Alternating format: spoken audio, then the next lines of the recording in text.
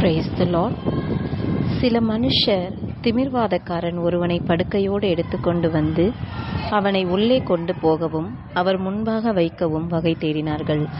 ஜனக்கூட்டம் மிகுதியாயிருந்தபடியால் அவனை உள்ளே கொண்டு போகிறதற்கு வகை காணாமல் வீட்டின் மேல் ஏறி தட்டோடுகள் வழியாய் ஜனங்களின் மத்தியில் இயேசுவுக்கு முன்பாக அவனை படுக்கையோடே இறக்கினார்கள்.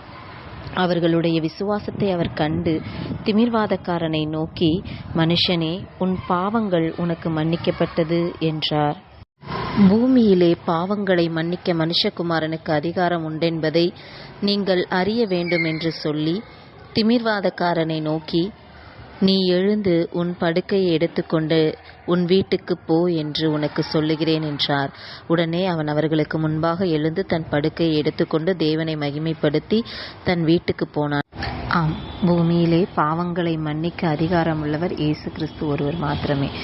எனவே நாம் நம்முடைய பாவங்களை உணர்ந்தவர்களாய், மீறுதல்களை உணர்ந்தவர்களாய் இயேசு கிறிஸ்துவிடம் அண்டி சேருவோம். அவருடைய மன்னிப்பை பெற்று நித்திய ஜீவனை அடைவோம்.